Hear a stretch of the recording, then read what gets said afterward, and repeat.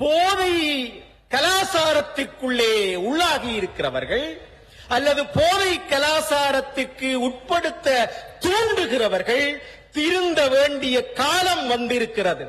நாட்டை இருள் சூழச் செய்திருக்கின்ற இந்த சூழலில் இதை விரட்டுவதற்கு பாதுகாப்பு படையினரால் மாத்திரம் முடியுமா என்றால் இல்லை. அரசியல் தலைவர்களால் மாத்திரம் முடியுமா என்றால் இல்லை. சமூக தலைவர்களால் மாத்திரம் முடியுமா என்றால் இல்லை. யாரால் முடியும் என்றால் என்னை போல இங்கே பின்னாலே இருக்கக்கூடிய சாதாரண பொதுமக்களைப் போல இந்த நாட்டினுடைய அடிநிலை மக்களாக இருக்கக்கூடிய மக்கள் நினைத்தால் தான் இந்த போதைப் பொருளை இல்லாமல் செய்துவிட முடியும். அதை உணர்ந்து முழு நாட்டையும் ஒன்றாக ஒரு குடை கீழ் இணைத்து இருக்கிற நான் ஏலவே குறித்த வராது வந்த மாமணியாக எங்களுக்கு வாய்த்த செல்வம் இன்றைக்கு இத்தகைய ஒரு செயற்பாட்டை முன்னெடுக்கிறார் என்றால் ஒரு சாதாரண பொதுமகனாக இந்த நிகழ்விலே உரையாற்ற கிடைத்த சந்தர்ப்பத்திற்காக நான் மிக்க மகிழ்ச்சி அடைகிறேன்.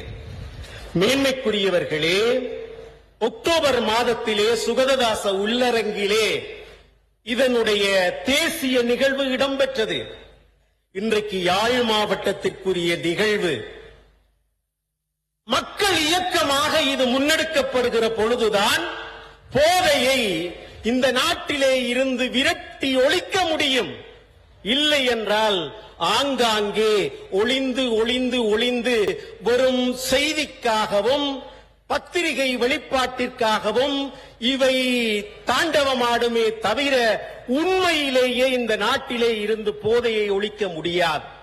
போதையை ஒழிக்கக்கூடிய சக்தி மக்களிடம் இருக்கிறது. மக்களுடைய விழிப்புணர்வினாலே தான் இது ஏற்படுத்த வல்லது. ஆகவேதான் இந்த சூழலிலே ஒரு கணம் நினைத்து பார்க்கிறோம்.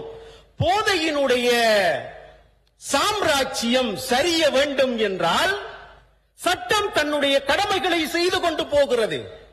அரசியல் தலைவர்கள் தங்களுடைய கடமைகளை இயன்றவரை செய்து கொண்டு போகிறார்கள். தமிழ் திரைப்படத்திலே ஒரு அழகான பாடல் இருக்கிறது. திருடனாய் பார்த்து திருந்தாவிட்டால் திருட்டை ஒழிக்க முடியாது.